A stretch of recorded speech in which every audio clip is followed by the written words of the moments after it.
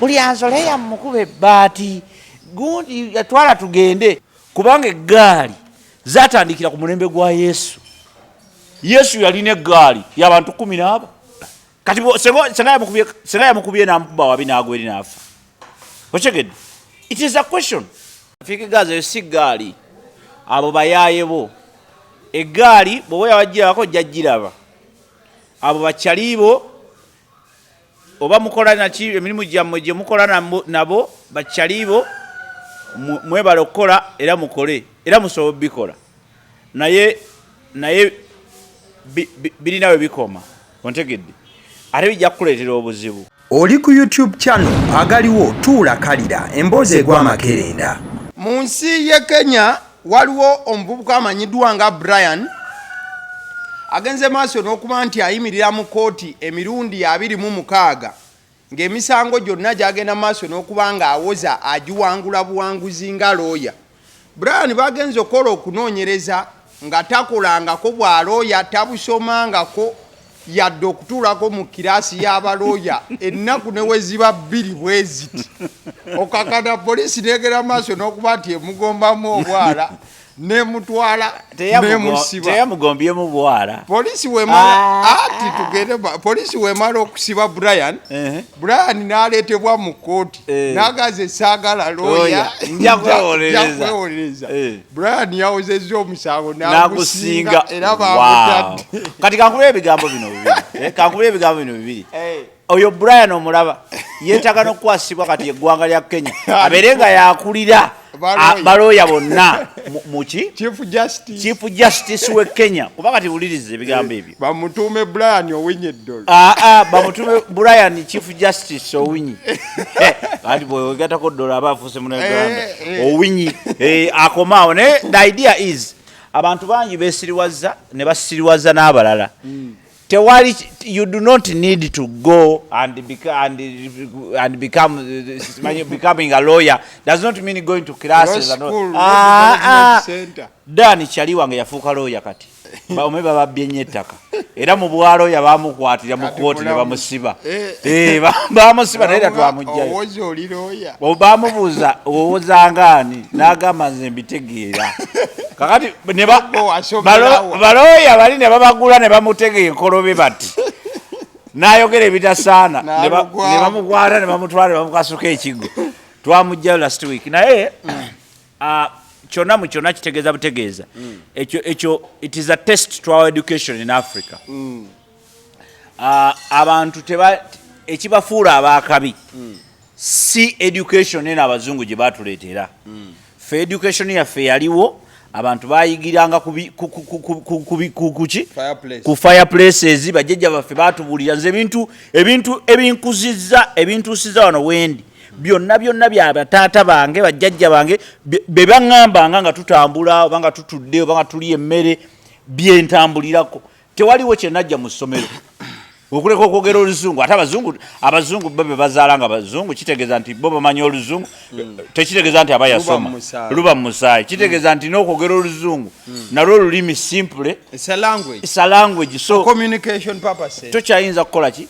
So education system kye tusaba ekyuke naddala mu Africa naddala mu Uganda kubanga nze mwensibuka. Education system eri bogus nnyo ekyuke etereremu nti omwana asoma okuva ku makya paka saa 7 essaawa ezisigadde apracticinga ebyasobola opracticinga.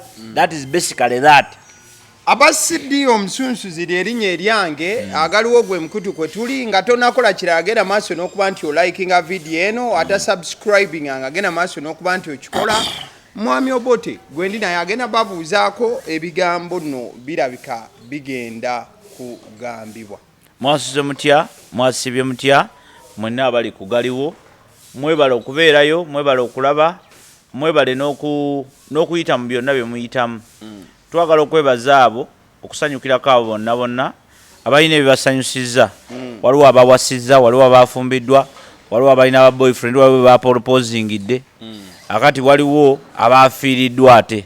Waliwo be baasibya ndowooza. So abalina ebibasanyusa musanyukire ddala obulamu bwa kiseera ate abalina ebibanakuwaza era nammwe munakuwale tewali kibagaana kunakuwala teri tekaligana muntu kunakuwala naye munakuwale nga mumanyi nti teri kintu kyalubeerera leero oli munaku ekyo oyinza okubeera mu happiness so the whole idea is buli kyoyitamu kikkirize nga bwe kiri nti kyekyo ekiriwo lwana bulwanyi kulaba nti okivaamu bwe kiba kibi ate bwe kiba kirungi lwana bulwanyi kulaba nti okisigalamu kamiliyoni yatugamba ti ajja kushininga paka alhamdulillah ajja kushininga paka kale so away from that olunaku olwejjo waliwo abashininze n'aba blackins out mu bufu obufaananako okuwayiriza kukkirizibwa kugaliwo tutandika obuwayiriza naye olunaku olweggulo tubeera mu budde bwa ttuntu tufuna akatambi nga kali mwana mulenzi amanyiddwa nga Fik Gaza wamu ne mwana mulenzi Kalifa Aganaga. Mu katambi ako Fik Gaza yabadde backed up n'abavubuka be bonna batera okutambula nabo. Yaluwa Fik Gaza? Fik Gaza yazoleya mukube ebbaati. Eyo yayimba yazoleya mukube ebbaati. Buli azoleya mukube ebbaati. Ebbaati abamu baliwulira mu luyimba. Badde kale okutwalizamu tebalikola ki? Tebalitegeera oba tebalirabangako. Ndi buli azoleya mukube ebbaati. Kati munna naye yayimbira mu gundi ki? Twabadde tuli awo. Tebayita unison. Simanyi. Twabadde tuli awo abasajja bakuba kateriga bibeere bitono. Tuba tuli awo munnaye mwana mulenzi Fik Gaza yabadde ali mu confronting Aganaga ng'ali mu mugamba zima biki mu bimu bye nawulidde yamugambe nti abo abafangoni bonna nabakuba dda osegeera ekigambo ekyo aba akimalayo bumazi bw'ati mwana mulenzi asuuburizibwa okuba nti ye Kingizale n'akubirawo Aganaga fasta agwati Aganaga ndoza ali strong omu teyasse ku ttaka okakana nga mwana mulenzi bambi Aganaga teyakoze eki teyazzizaayo but kyonna kyetooloolera ku ggaali n'abayimbi nti eggaali ya Fik Gaza yagenze maaso n'okubanga ebalagaza mwana mulenzi Kalifa Aganaga mbuufu obwo so awe tugenda okusookera ewalala era tugenda kuddawo akati gogamba ekyo nakyo kyetoolera ku ggaali nze sikkiriza nti kyetoolera ku ggaali ndowooza kyetoolera ku mpisa ne talent ochegeera bino ebintu byolaba kati essaawa eno byetoolera ku bintu ebi ekisookera ddala empisa ekyokubiri talent ontegedde empisa zijjirawa nti empisa abayimbi be tulina ennaku zino tebalina mpisa ate si lwakuba nga tebalina mpisa kyokka naye empisa zaabwe zifiira eno mu society gye tuwangaalira kubanga bava mu ffe oli atandika mpola n'akuba akayimba ke n'afuuka wakabi n'afuuka Fik Gaza oli n'afuuka gundi oli n'afuuka kabinika oli n'afuuka byafuuse biki byonna so the idea is empisa zaggwawo mu Uganda ne artist mu Uganda nsobola okikonfaminga nti abantu tebakyalina mpisa ontegedde ekyo kimu ekyokubiri talent people are not talented enough bano abayimbi be tulina ennaku zino abasinga obungi abayimba amaloboozi ge batasobola kunnyonnyola buli azoleya mukuba ebbaati gundi yatwala tugende kakati tulina ekizibu nti abo abayimbi ab'ekikulu ekifaanana bwe kityo olw'okubanga tebalina nnyo kye bayinza kuyimba balina okukola ebirala bingi nnyo wabweru w'okuyimba okumakinga sense because they're not well talented they're not talented ate talent yebeera bweti you know art atambula bwati atambula era definition yayo it is experience a journey experience study n'ebintu ebirala bingi nnyo okufuula omuntu talented fully talented kuba kiye kirabo oyinza okuba nakyo munda muggwe ekyokuyimba but because of this experience noyiga okuyimba kyobola nti abayimbi bonna abayimbi be tulina abalungi bonna kuviira kuba kamiliyoni balina background ya church ontegedde abayimba obulungi amataali era bagayigire buki mizikiti ontegedde so waliwo that background nti wano bafuna training ne bakubulira obudde ne bakuyigiriza ekintu ky'obudde ne bakuyigiriza amaloboozi bogakozesa alto omugatta otya mu soprano akwatagana atya ne alto bass agirawa and all that ochekedde bino ebintu byonna byonna biviiramu experience biva mu study to make you a talented what person kakati ffe tulina abayimbi atafunanko na music trainer n'omu mu bulamu bwe naye nga ate ayimba nga ne bwe yayimba akayimba kakasooka n'akizuula nti nsobola okuyimba teyakwata budde n'agamba kangende oba wa diplo kosegawa oba ngende ewaani oba ngende wa kamiliyoni just kuyiga kukozesa waliwo abantu abalina amaloboozi amalungi naye nga tasobola naddiyimbisa ng'ayimba bulungi nnyo kati ffe abakola voice over artists tumanyi nti waliwo abantu aboogera obulungi n'omuwulira buuzi ng'ayogera n'ogamba oyo mwagala ontegedde n'ogenda n'omuyigiriza okukozesa eddoboozi lye to make sense era tubalina ekyo kimanyi obulango bwonna biki and they make a lot of money voice of artists naye oli omusanga ng'ayogera bulungi eddoboozi alirina spoken amulina alina oluzungu oba alina oluganda olulungi alina ebintu bye eddoboozi lyonna jjonjo naye nga lyetaagamu training kakati ffe olw'okuba tetulina ba artist bakikula ekyo enemowa mu Uganda to resort nze to doing other so many things ebibafuula relevant kati ekimu ku ebyo ze gaali zino z'olaba njagala okubuulira nti eggaali si bwe buzibu kubanga eggaali zatandikira ku mulembe gwa Yesu yalina eggaali y'abantu 14 okyegedde bulungi nnyo Yesu Kristo gwe tusinza muli basiraamu naye Yesu Kristo gwe tusinza yalina eggaali y'abantu 14 nga gyatambula nayo era nga banaabali bamunoonya Abapootero Piraato nga bagamba alina eggaali ye kwaliko Pawulo kwaliko Gudi kwaliko Musa kwaliko baani kwaliko abantu bangi 14 abo buulira ba disciples nga bamutambulirako bwe bati era lwe baali bamukutte nga gundi amuliddemu lukwe omu ku ggaali ye memba w'eggaali ye gwe baali bayita Juda Iscariot ng'amaze omulyamu olukwe amuwaddeyo mu busajja atuuka kuba baali tebamutegeera bulungi kati n'abagamba nti nze bwe munjokya gwe nsooka okubongako nga ntuuse oyo ye Yesu Kristo gwe mukola ki gwe munoonya era bwe yatuuka n'amuwa kahaaga bw'amuwa kahaaga bano abayaaye ne bamukola ki ne bamulya ne bamutwala baba bamutwala mu kavuvuŋŋana awo omu ku baana ab'eggaali n'asala ku oli omusirikale okutu kacapuca n'akuteeka wali ng'era ono omwana bwe yakubye munne layiti ono era Yesu Kristo yali akyayogera akyannyonnyola bano bannaye sina musango nze mungirira weereere omwana ebiseera ebyo yaliwo nga gundi nga King Zali n'akwata ekiso kye yalina n'ajjako omusirikale okutukaca n'akuteeka wali Yesu n'amugamba eggaali yaffe ogyonoona n'agenda n'ajjawo okutu n'akomozaako ontegedde it was a clear communication ku bano nti eggaali yaffe temugyonoona obusajja bwe bwagala kututeekako mbeera bugituteekako naffe tutonoona gaki gaali yaffe kati eggaali si bwe buzibu obuzibu bannannyini ggaali teri atalina ggaali kankubuulire gwe naawe olina eggaali yo onoomuleka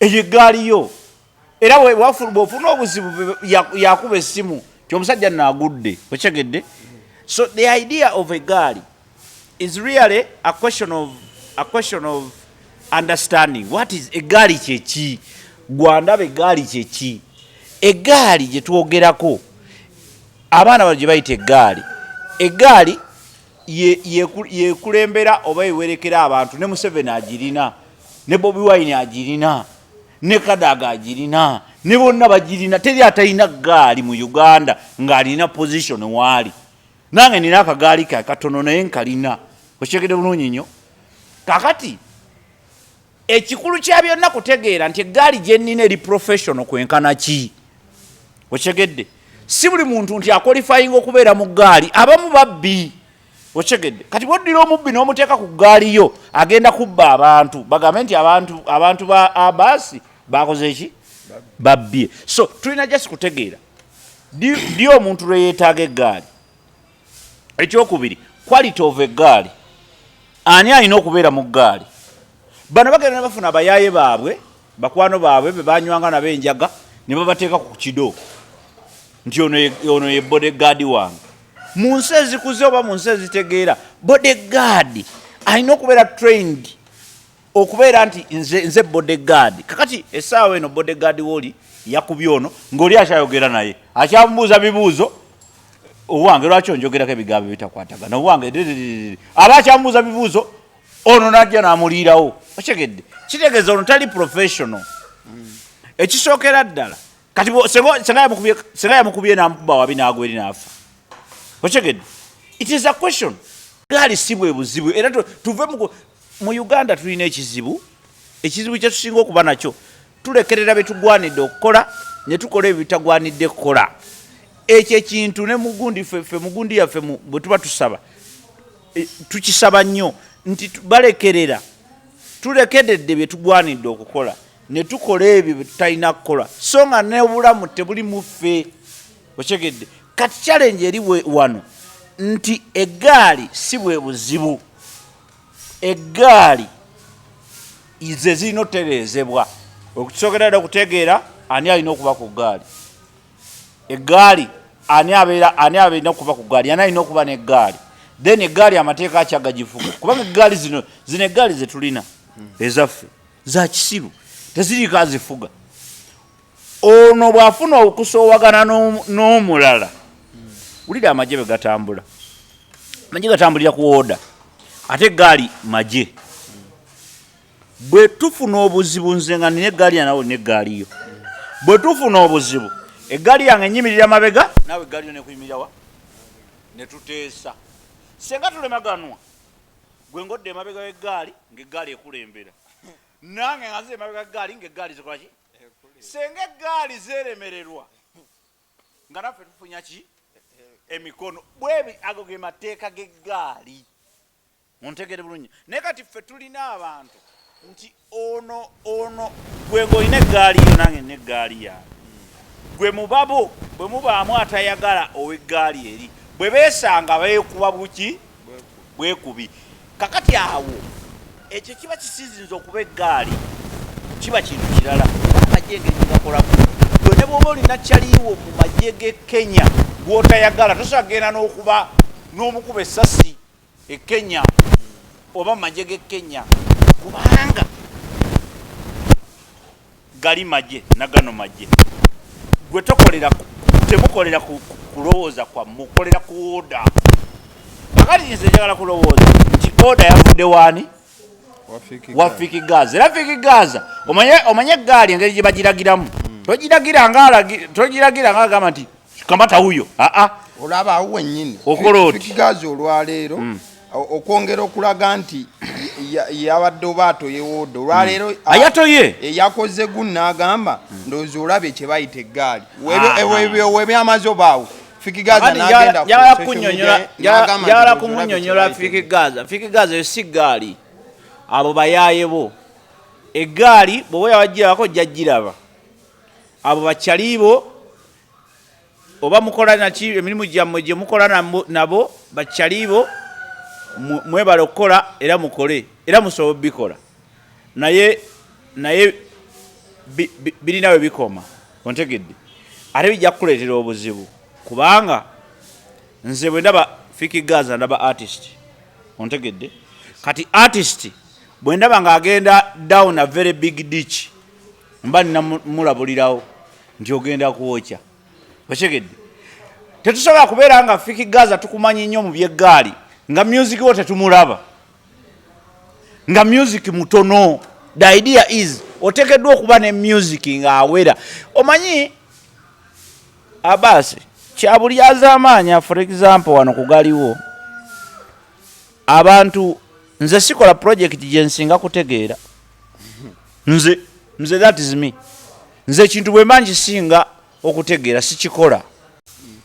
Omuyimbi amaanyi go galina kuba mu music wo si mu ggaali yo. Chameleon alina eggaali eri solid. Okumanyanga eri solid njagala olunaku lumu okeere ku makya oyagala okukwata ku Chameleon otegeere nti alina eggaali eri solid. Chameleon alina eggaali eri solid nti asobola okubeera wano ng'alina eya wano n'avaawo n'abantu aba babiri gwe noloza nti bali abameka babiri n'atuuka emukono nga waliyo eggaali eri solid nga ya kamiliyoni n'avayo n'agamba nti katugende ku Casablanca n'atuuka ku Casablanca waliwo nawo eri solid nga tevuddeewo era ng'egenda mukuumira awo era aveewo nga akola ki nga weeri va kuba nabatambula ne bagenda e Masaka ne bagenda emukono ne bagenda wa that is kati nkulaga ku miliyoni si je twamanyirako ka miliyoni era kyobola abantu ye tetwogera ku gaali ye ate nga yesinga okuba solid tusobola okwogera ku miliyoni ebintu bingi ku byeggaali ebyo omanye group gye bayita kifeesi manje yava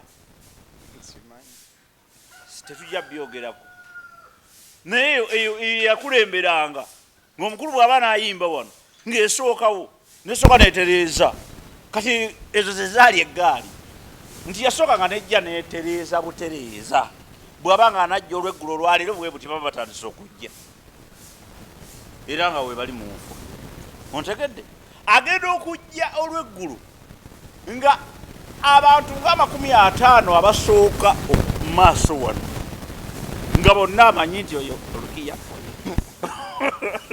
abasooka awo mu maaso nga bonna amanyi nti oyo gundi oli gundi era nga amanyi ne komandi bwaziwa okitegedde so kitegeeza nti naye olwokuba nti music we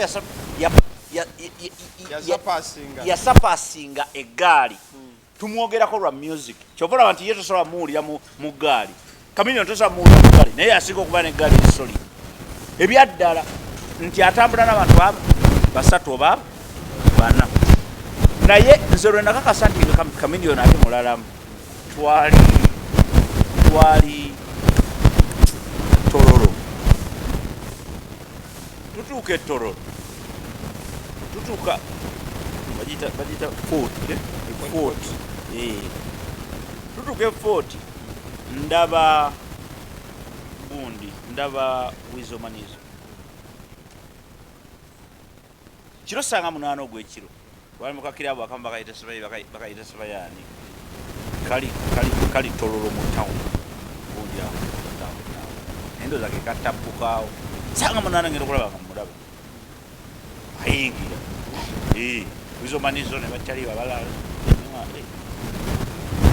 genda okuddamu okwetereza bwe nga ndaba eggaali yemmanyidde eddala obulungi engeri yatuuka ya kimpoozi naye nga ndaba eggaali yemmanyidde eddala obulungi ng'ewadde stanze enamu nti ne bw'oba owulira ofa kati gwe kubuulira waliwo ekyatuukawo infact nja kimunyumeza wizo lunaku nja kimunyumeza bwana batakiyawo eggaali bw'okimanyi nti nina okukola olunaku wizo yali asobola okufiira yeeyo omusajja bamubba essimu oba nakunyumiza sitole eyo omusajja bamubbako essimu mu bbaala alabika yali wa poliisi oba wamagye one of the two bwe bamubbako essimu afuluma wizo tannajja afuluma agenda fe tetwamanya akomawo n'emmundu okyegedde kati tagenda okomawo emmundu nga bawizo batudde dda bali eri mu VIP yalina VIP eri engeri nga batudde eri batumiza emmere bali mu kulya mmere fe tuli wano okukambuliko kati kyaliwe gwe nali naye nagamba waliwo embeera koze kiki tinatulaba akavuvungano bagambe tewali ayingira tewali afuuza omusajja ali wabweru agikutte mutamiivu ate agikutte eseka bweti afuluma gwenkuba ayingira gwe nengamba laba omulambo gwabe gugenda okubonaabalira ku guluguudo ngende enfiira eno naye sirikirira bwe nti we nali nze sitya kufa naye ntya nnyo enfa gyenfaamu kagamba nali sagala kukinfiira ntya mu bbaala ku saa 8 ogw'ekiro kitegeera kagamba nze jaliyo nfe mu ngeri y'ekitiibwa teyazuukuse kitegeera yeebase munne twabadde nawe kati abantu bakaaba n'ebituufu naye wano bakaaba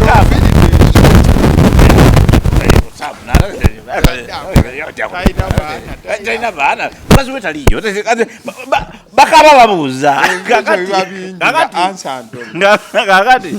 naye ntya nnyo neŋamba nfiire eno mulambo bagutambuze mugubi bwe buti zeyerese nentula bwe nti we nali ntudde kati gwe nali naye teyategera lwaki nkoze eki nga sitidde nti kufa nalingiza bwe nti mudirisa ng'omusajja agikutte bwati agitunuze nga naamala asumulula tewali awo neŋŋamba naye ng'omanyi kyagamba njagala simu yokka zesigenda bakuba mupesiuya bawuzoka bali eri neŋŋamba naye okumanya abaana bali solid balinenge gye bacontaining embeera bagamba oyo omulasita temumugamba abeere eyo wano tubeere wano tuti kati nga buli omu abalagamba singa waba wamugwira okuva mabega naye nga waliwo avunza ofuluma ebbaala naye ngaogwira ki kozi okugwa wano labayo okugwa wano nga amasasi mwegali yagakozeta kitegeeza gagagenda kutatatata wonna kakati netubeeraawo netutunulira omusajja bagundi be ne bamwogerera babaita baani babawunsa nebamwogereza nabo omubiri tegukyakola poliisi eri yatwala obudde okutuuka abagenda bamuwooyawooya bamuggyako emmundu twala tugende nafuluma ebbaala eri majestica nengenda wenda twetwali tusuze nenzikakkana so kikyembadde ngezaako okukulaga nti abantu abalina eggaali eziri solid weebali abo bayaaye just abo abaana boolaba bakola ebyo ebintu olina akuba munne ekikonde out of nowhere baba abo bayaaye babbi ba busimu era tebakulimba nti ezo gaali abo babbi ba busimu eggaali eyaddala abazirina bazirina naye zibagasa eggaali erina kukuuma muyimbi kubeera nga aliki abalumba omuyimbi nga naye kati bano abatandise okulumba abantu okyegedde kitegeeza butegeeza nti omuyimbi waabwe gwe batembeeta tali sitede buki bulungi kubanga yalina obbagamba nti bannange tugenda mukono naye mukono wetulaga wazibumu stanza zibeere kiriya temunywa nnyo temuvaako okyegedde temunywanga mutamidde kuba bamala otamira ate ne banywa okyegedde temunywanga mutamidde mubeere nga muli solidi nti ye okyegedde bulungi nnyo kubanga tulina ekizibu nti eggaali ejjudde banywi banjamu eggaali erina kubeera mu security yaddala kati oluba lwaleero bajjo nalaba Spice Diana eggaali ye Spice Diana y'omu ku bantu be tulina kati okuwa ekitiibwa nti yafuna eggaali n'ategeera ne kyerina okukola ontegedde kati ye yafuna eggaali n'afuniramu ne bapromota mu ggaali ye mulimu abasolidi abakuuma bode n'aba promotion ontegedde yategeera bulungi nnyo eggaali ye nekyalina ogikozesa era Spice Diana okuva yafuna obuzibu ku National Theatre nga tuli mu Carnival taddanga mufuna buzibu n'abantu va ku bino byafuna obuzibu n'abantu bino byagundi ebiri personal showbiz naye mbu Spice Diana asikali yamukubye kati Spice Diana ekisooka leero ndabye gaali ye badde ku Davidas ne basooka ne bajja former Kayeni basooka ne bajja abaana ne bayitawo balinga bapromota bali awo bawala banyirira bulungi ba gadgets ne bayingira bwe bayingidde ne bajjawo group endala yababoda ne bajja ne bayingira kati abasolidimuuko Spice Diana tanajja alina ne drone namba 7 matambulira ontegedde kati ngero kwa drone parking nga no mwala efuka organized yo zitambulira no mukalai ne motoka ene zidrone zigirako ngero nga no mwala efuka organized bade nkyali awo n'atuuka okyegedde nti ne waba waliwo embeera bamugamba nti owange shiba naye waali kitegeeza yekompozinga n'ategeera butya bwagenda okukola ki okweyisa era eggaali kyetegeeza naye bano kuba baddira be banywa nabenja ne babateeka emamega waabwe ne babagoberera jjukira ono ava kukubeera nti ali ku ggaali muwagizi wo ne bwekanya omuntu musajja oyo yantama asobola okujja nakkuba empi muntegedde teyeetaaga kumanya kubanga boosi agambye yamukola ki yakutama ko kyakigame kyamuzeevo baka yakutama tuyite wano tuyite wano so tuleme kufuna mbeera so kitegeezako okugamba tulina okukomyawo obuntu humanity obuntu naye obuntu buno tebugenda kuva mu ggulu okunywa enjaga okufuuka omuyimbi okunywa omwenge omungi tekikuggyako buntu kubeera bw'ofa tukaabira oba bw'otta omuntu era tumukolaki tumukaabira kakati gwe nywa enjagayo ontegedde naye making sure nti enjagayo bw'oba ogimaze oginywa ate you respect people